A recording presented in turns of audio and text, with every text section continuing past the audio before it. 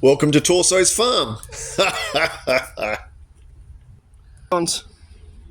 What's up, little girl? Hey?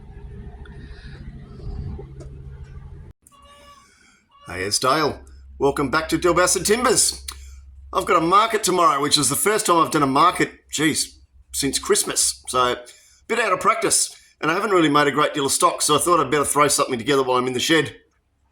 I was umming and ahhing whether I muck about with a nice bit of gidgee and throw a bowl on, or whether I really don't want to beat myself up and I just grab a nice round of Camphor Laurel. I think that's what we might do. Now with camphor, you either love it or you hate it. I love the colour, but I hate the stink.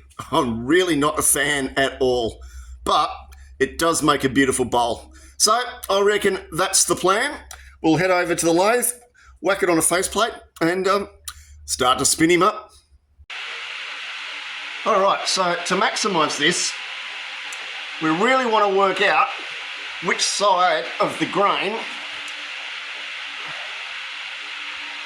we want to cut to. Now, I reckon the grain is actually more spectacular down there than it is there. So I'm going to make this the top and that the bottom, because that's what we're going to cut down to. Sometimes people do it a little bit back to front and they cut through all the nice grain, and unfortunately it all ends up on the floor, all the really yummy stuff. So that's what we'll do.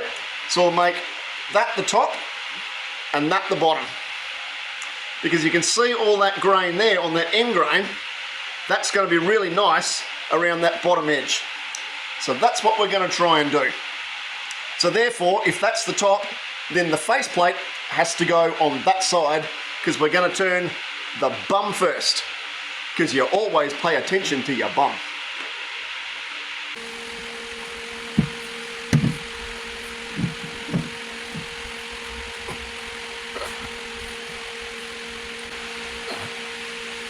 Wrong way.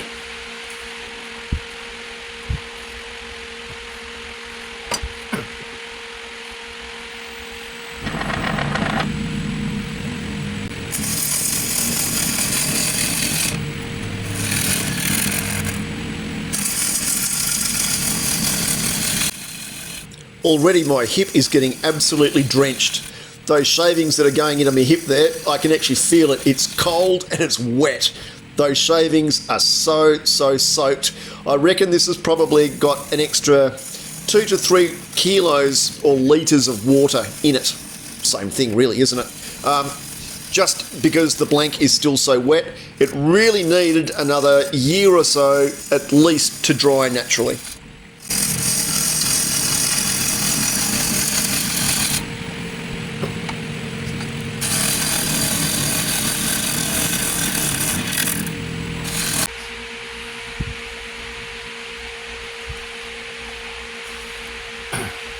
So look at the shavings there.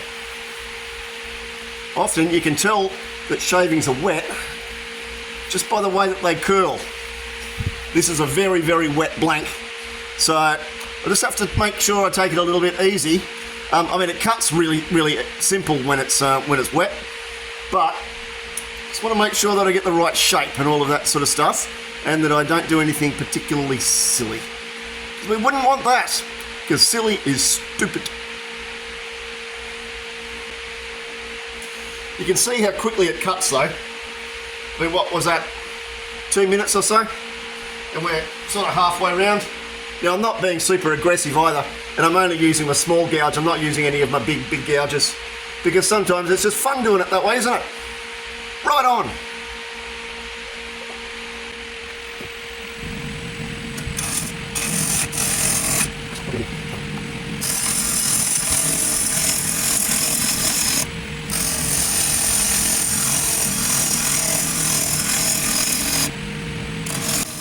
This is what I call a wheelchair cut. When you can't rock on your feet, you actually have to reposition yourself. Sometimes to actually come around a bowl, because if you sit in a wheelchair or you sit the way that I do, you can't actually swivel and rock on your feet to pull all the way around a bowl. So therefore, it sometimes takes me 3 different passes and repositionings to be able to actually come around the outside of that bowl and get the shape correct.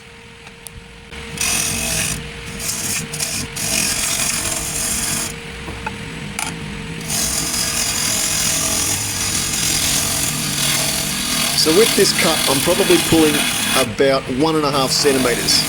So that's about just over half an inch in terms of a cut. Now that's a 3/8 bowl gouge. So I'm probably pushing as far as you can possibly go with that gouge. I'm lucky that I've got a lathe that's got enough grunt to be able to take that without bogging down. Goes better when your chisel's sharp, doesn't it? Let's go and do that just quickly. Alright, so rather than boring you to tears, this is where we've got to. I've spun it, and we've got, a bit of a nice shape. I want to put a little bit of an edge, a lip on this, so I'll actually refine this a little bit more. And turn all the way around here a little bit more even. Then clean up the bum. But the colour in that is looking really, really nice. Hang on. Come and have a look. There we go.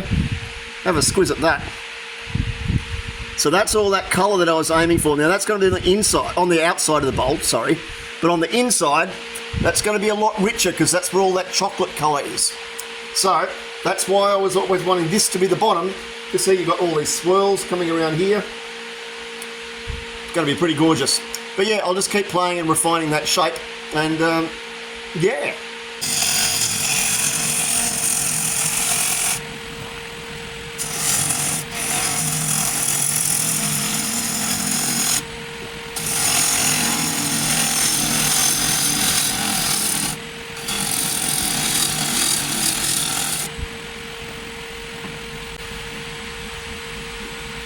Now look at that. Can you see? Focus. Are we focusing?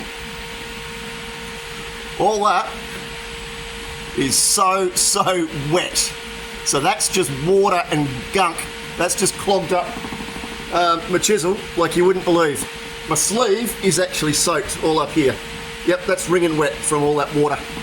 So yep, that bowl blank is pretty damn wet. So we'll have to take account of that when we're putting a finish on it and all that. I'll turn it reasonably thin because I just want to see how much it moves, because I think that might look actually really, really cool as well. So there we go, we're rough turned. Hang on, we'll get the rest out the way so you can see a little bit better. How's that? So we've put a bit of a foot on it. As you can see, a little bit of detail. Yep, and you can see the rim up the top. But yeah, the colour of that's actually looking really, really nice. So I think that is actually going to look gorgeous. So I'll just give that a bit of a sand, finish off this side, and yep, we'll flip him around and work on the middle. Actually, we'll put a finish on the back of it first, hey? That would seem like a sensible idea to do. Yep. Good thinking, 99, on your Darlos. Have a look at that. Just about to put a finish on it. But the colour of that is looking really nice. The shape's nice. I like the little bits of detail. Nice and simple. It's just going to be a utilitarian fruit bowl. So yeah. But all up, I reckon we're only about sort of 20 minutes in, 25 minutes into the whole thing. So that's not too bad. So yep, we'll whack a finish on it, spin it around, and we'll do the front. That's pretty shiny. I knew that colour would start to look really, really nice. Nice and rich. There's reds, there's oranges, there's chocolates, there's yellows, there's creams, there's all sorts of colours of the, not the rainbow, but you know what I mean. I like. So that's the outside. Alright, pop him around, do the other side. So you can really hear that I'm loading up the lathe here. I'm taking big cuts, as big a cuts as I can really take with that chisel.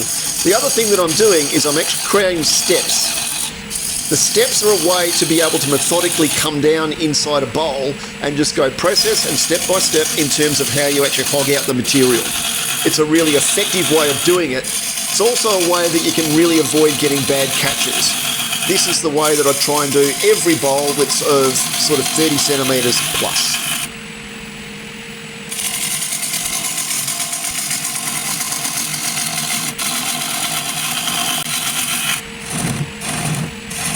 I always take a hold of a mass out of the outside of the bowl first. That way we keep a lot of the weight on the inside. That helps with the balance, and it also helps that if something does want to move and shake, that we don't end up with the whole bowl flying off the lathe. So I always take the middle out last and take out all that extra weight around the rim as much as I can first.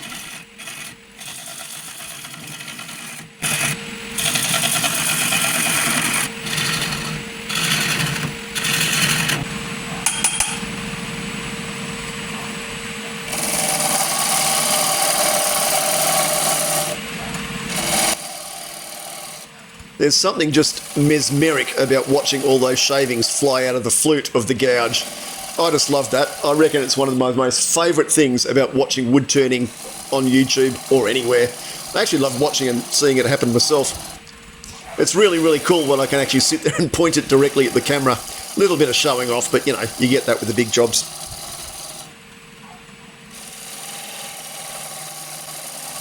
You can start to hear that we're getting a little bit thin down that wall. The other thing is, because everything is so wet, we're actually having a lot of drama. Whoop! Drop the camera. All right, so this is the progress so far. So that's all hogged out. Whoop, come on, focus. Focus, you can do it. There we go. Thank you. So I think the shape's actually looking quite nice. Just as a matter of interest, if you wonder how much shavings and waste that I make, have a look at that.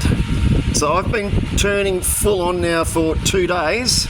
That's nearly at the height of the lathe bed. And if we go over this way, that's nearly at the height of my bench. So there's quite a bit of byproduct that comes from the turning. However, in saying that, what happens though generally is none of this goes to waste. So none of it goes into landfill. I use it either for packaging for when I'm sending stuff off, or I use it in the garden, I use it in the chook pen, use it for all sorts of stuff. But none of it actually goes to waste, so it all gets used and it doesn't end up at the dump. So back to that. I'll whack you up back up in the tripod in a sec and we'll start a bit of sanding. Actually, I won't even bother showing you the sanding because that's a bit boring. Anyway, all right. All right, so there we go. I forgot to film the last little bit, plus the camera fell out of the tripod. So there's a lot of filming of the dirt. Ah, mate, me and filming, tell ya. But have a look at that. That colour of that is really, really nice. So there's a nice sheen to it. Not overly glossy, but a really, really nice shine. That colour is just going to richen and deepen over time. So I'm pretty happy with that. I'll take a few stills in a sec. And yeah, you know how it goes. Next time. Thanks for watching. This was just a nice little quick basic one. Please remember that I do have some memberships available if you'd like to join. That would help me out a great deal. I really love making all this sort of stuff, so that helps me out a tad in terms of running all of this stuff, because it's not the cheapest thing to do necessarily either. All right, would love to see you there. Okie dokie. Next time. Bye from the torso.